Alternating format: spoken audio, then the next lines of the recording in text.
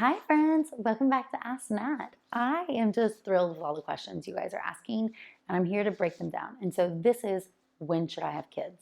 That's a complicated topic based on what's going on in your life, how old you are, how many kids do you want, and what is your goal. And I'm going to dive into what I tell patients when they ask me this question, what I tell my friends and my sisters, and my own story about having kids myself. Listen up.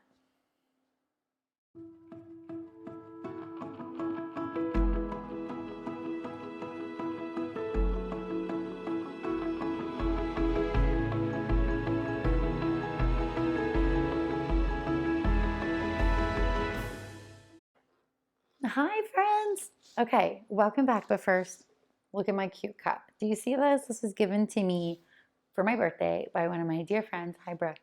And she listens to the podcast. And I think she has realized that I say this a lot. And I've actually had patients say that too, because I say it in real life just as much as I do here, walking in rooms. I always say, hi, friend, to my patients, especially if they become really close to me. But welcome back to Ask Nat. I want to take the time to go over some of the questions that I am commonly asked. And one of them specifically is about having kids. When should I have kids? And I think this is a very complicated question. And the reason why is it depends. And it can be really complicated by your life and what may be going on. I think as women, we know that as we age, we have a harder time getting pregnant. I mean, if you don't know that, stop right here. As you get older, you're going to have a harder time getting pregnant. And so that is really important for you to understand as we talk about things. So the longer you wait, the harder it will be. And this is really important. This is what I say to all patients. What is your goal? Because having a family can be really beautiful and diverse, and it doesn't have to be as we expect it to be.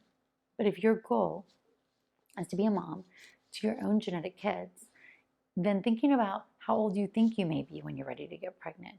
Would you do it single, or do you want a partner? How many kids do you want? Do you want a big family? Well, goodness, if you want a big family, we got to get started earlier. And then what about, are you okay with alternative options? Like, what if you wait too long? Are you okay with egg donation or embryo donation or adoption? These are really, really hard topics. And I tell every woman that there's no right or wrong answer.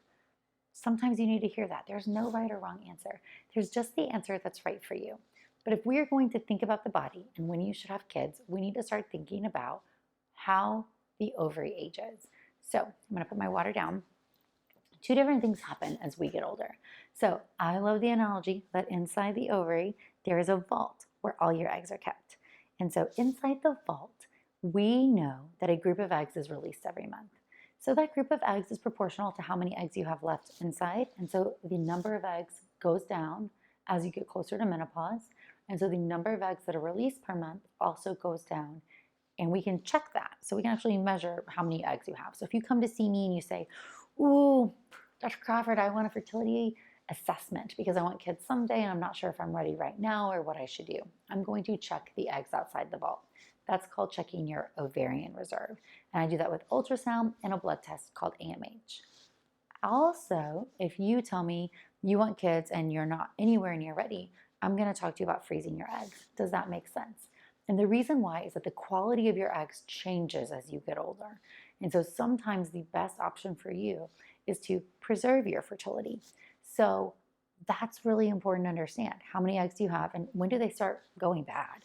And what does that really mean? I hate the word quality.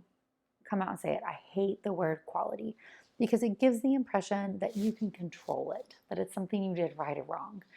And I think that quality is, we know it is mostly determined by your age. It is a tincture of time situation. There are small factors that you may be able to modify your egg quality. So certainly improving your fertility, improving the longevity of your eggs may be associated with avoiding toxins, eating more plants, not smoking, taking vitamins, reducing stress, giving your eggs the nutrients and the things they need to have a normal quality. But what does quality really mean? Quality is really genetically normal. So here's the easiest way to think about it. Inside your eggs, you have your chromosomes. And your chromosomes, if you're a female, are 46XX. So simple math, your 46XX is going to split in half and become a 23X. And that splitting process goes wrong more of the time as we get older because the proteins holding these chromosomes apart, they break down, just like the proteins all over our whole body breaks down. And so what we see is the older we are, the higher the prevalence of abnormal eggs is. This can be super shocking. So like at age 40, only 20% of your eggs are genetically normal. Most women have their eyes bulge out when I say that. So if you're ovulating every month, only 20% of those months you're even putting out an egg that has a chance to become a baby. And so that's really hard. As you're younger, you have higher quality, meaning your proteins are stronger. You genetically split into normal eggs more of the time. We start to see a decrease in your quality around age 35. So minimally around age 32, but around age 35. We start to see a drop in your egg number around age 32 also. So for most women, we are seeing this peak period of time where you're considering, should you have kids and where's your egg quality? When's it still good? Around age 30 to 33. And that's when I tell most women, you need to start thinking about this if you haven't earlier. Because if you're approaching age 30 to 33 and you're not ready for kids, that's okay. That's okay. But you need to start thinking about, what does that mean for you? That means you may be limiting the size of your family. You may be increasing the need for fertility treatments. You may be delaying your chance or losing the chance to have your own genetic child, depending on how long you are waiting. And if you're okay with other options, then that's okay. But if you're not, if having a genetic child is a dream of yours, then we need to make that a goal, just like we do all the other goals in your life. And that is really important for you to think about. For me, I was in medical school, and I distinctly remember being in medical school and sitting at Starbucks with my friends and talking about this exact thing. What field can I pick that will still allow me to be a doctor and be a mom? And it was really compounded by the fact that there's a lot of discrimination in medicine, and not everybody was supportive of being a mom and a physician. And I got told multiple times I need to go into a lifestyle-friendly field. If I'm honest, that's probably partly why I chose emergency medicine, because I thought it's a shorter residency. I can do shift work. I'll have more flexibility when it comes time to being a mom.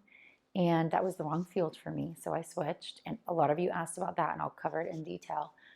But it was wrong. And so I then chose a non-lifestyle friendly field of OBGYN and went on to REI. And I knew that I didn't want to have kids early in training. And that was my belief. We weren't ready. We got married young, but I just knew myself. I go all in on things, and I need a little bit longer. But as soon as I started getting to 30, especially 31, 32, we started trying, because around that time I knew, hey, we really would love to have our own genetic child, so let's give it a go. We suffered infertility, and I had a lot of losses. It took longer than I wanted for us to get there, but I have the perfect kids that we're meant to have now. So now I have a 5-year-old and a 4-year-old.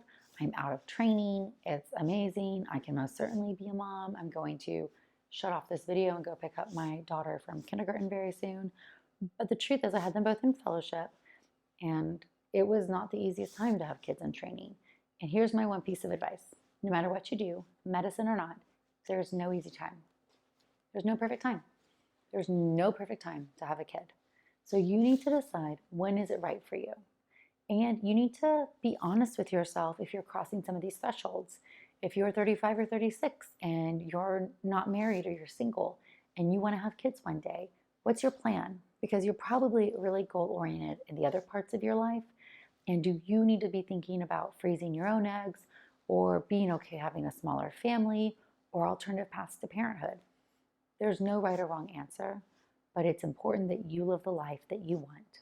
And it's important that if fertility is a goal for you, we help it happen. So please, here's my plea to you. Don't put fertility on the back burner. Don't let this question of when should I have kids be too hard to answer that you ignore it. Look at it, address it, evaluate your options, do what makes sense for you so that you can live a life making choices that you can stand behind. So there's my long-winded answer to when should you have kids. For the record, I was 32 and 33 when I had mine, and it was hard. I think it's going to be hard no matter what. So here's to you. Now you know. And thank you guys so much. As always, huge thank you for always listening. This Ask Nat series will be going on, so you can ask me any question you want. Ask it in comments. Send me a DM on Instagram at Natalie Crawford MD. You can email me. Send me a video clip if you want to be featured. Just let me know what you want to hear. Thank you.